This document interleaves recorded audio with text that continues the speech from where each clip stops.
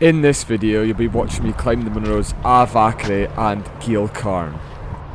The start of this Munro is just off the A9 in a car park, and one of the first things you come to is a railway crossing. So today I'll be doing the Munros Mharconaich and Geal Charn. As you can see, it's very misty, you can barely see the top.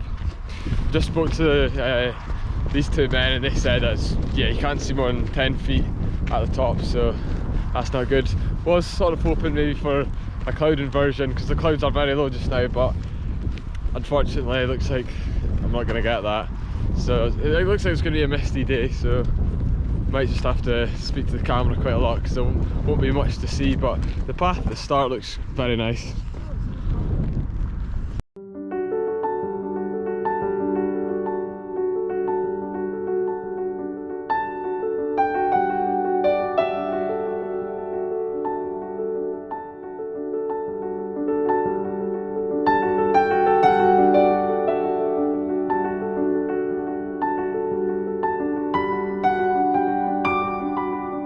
On the Walk Highlands, it does say that these two Munros take roughly 4 to 6 hours, so I don't know, it might take us 5 or something maybe, but we'll see.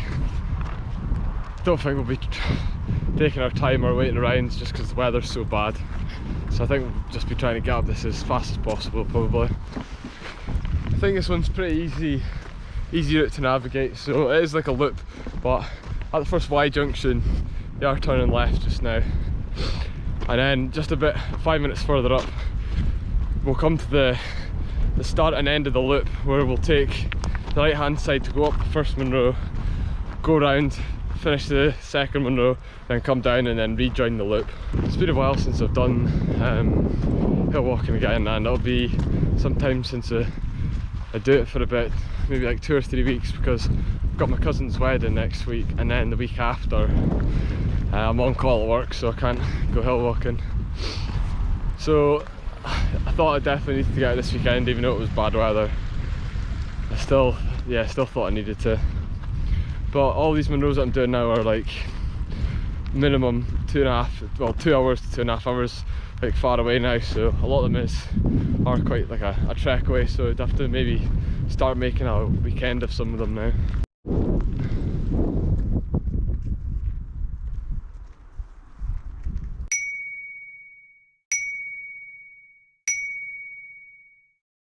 So yeah, we're now at the start of the loop. We've got the Y junction here. We're going up this path here. We'll go do the Munros, and that's the path down there that we're coming back on.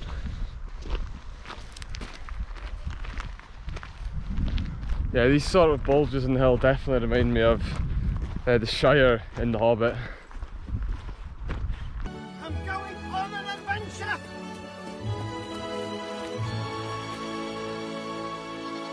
So we've now gone from this really nice path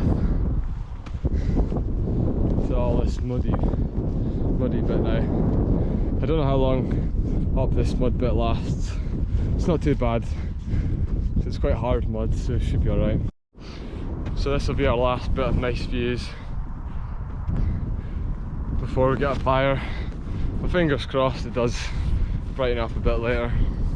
So we're about 650 metres up now. I think you start around 450ish.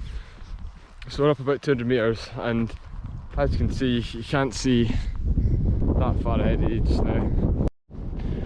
We're getting closer to the top now. I think we're only 150 metres or so off the top. But as you can see, the weather's not got any better. Hopefully once we get to the top of the second one, then maybe start coming down, the clouds will came up a bit higher and we'll get better weather. So yeah, Geal Charn is, according to the map, about 917 metres. I'm not sure exactly what it is, but according to the map it's 917. We're currently at 810, so we've only got 107 metres left, and it does start to get flatter near the top. So yeah, we'll see what it's like at the top. So we're just walking along the flat bit near the top of Geal Charn.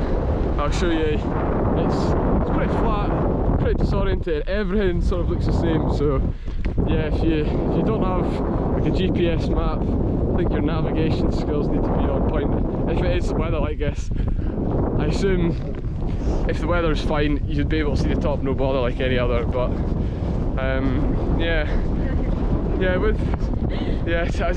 see with navigation, like technology these days, I know some people love doing all these Munros bare bones and stuff like that, but just with the technology you have now, it's genuinely, I mean I don't know why you wouldn't use it, but fair enough, if you want to do it the traditional way, go for it. And it's a very good skill to have, because I mean, if your phone does die and you don't have like a battery charger for it, then I mean, yeah, it could be dangerous. So it is a good skill to have. But yeah, I just don't see why you wouldn't use like a map and GPS on your phone in this day and age. And to all my octogenarians that watch my YouTube channel, I apologise if I've offended you and your old traditional ways. So it's taken us an hour and 24 minutes to get to the top of Geal Charn. But here we are.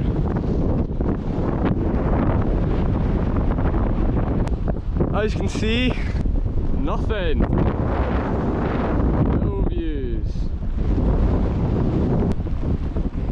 Boo. So I'm now just going down between the two Munros, and it is extremely windy here, so I'll put the camera out in the wind so you can hear it.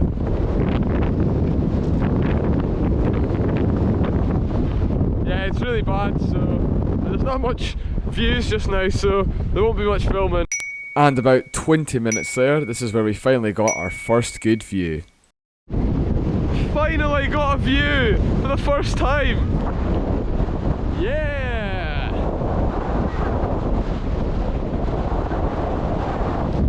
After all this time, we finally got some view. Huh? Oh yeah, and then we've got that as well. Yes, look at that. This is what we came here for! It's still pretty windy, but since we came low enough down now, we're out of the clouds so we can actually see some stuff. So in the distance just to your right you can see Loch Ericht. So we are now just connecting onto the good path that comes up the valley. So here we are, and then we're just going to make our way around here. And then just up here you see the path continue, and then we just need to go up this way instead. If you're enjoying the video so far, please give it a big thumbs up and subscribe to the channel if you haven't already. So now we're actually starting to get some views down here. Hillwalking is so much better when you have views.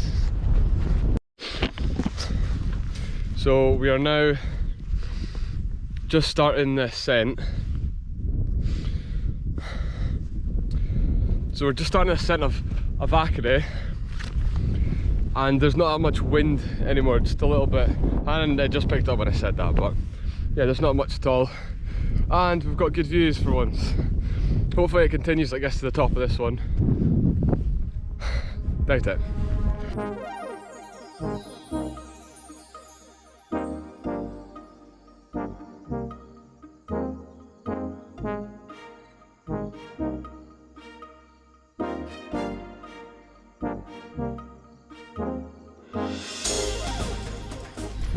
I think it's time to say bye to the views. Bye views. Yeah, walking along the ridge to the top of the summit just now. It's only like a 5-10 minute walk, and then we'll be at the cairn. So the bit I just showed you, I think that's trying to protect the vegetation at the top, but I mean, it's a mountain. There's going to be rocks at the top, so I don't know, it feels like someone's went through a lot of time and effort to put all them nets there, and like there's more here.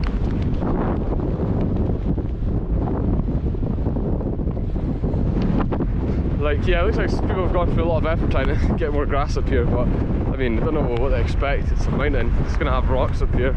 And if that's not the reason why they have them up there, someone let me know in the comments down below.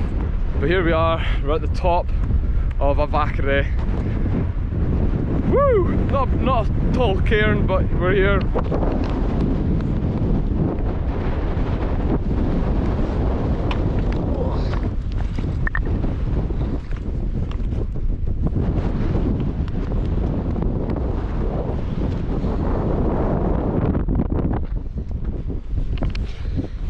Unfortunately, not any views at the top, but it did take us a total time to get here of 2 hours and 56 minutes. So almost 3 hours to get here.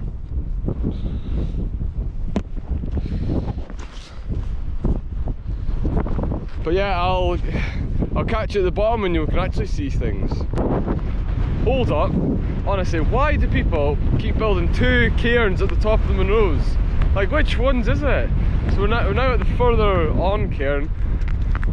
I don't know, they both look pretty much the same height, but like how annoying. Oh, this is maybe a shelter. Yeah, this is a shelter, look, here we go. So yeah, shelter, not a cairn. So fair enough. But that still does annoy me though when there's 2 cairns at the top. And just as we were approaching the car park, we saw a train on the railway track.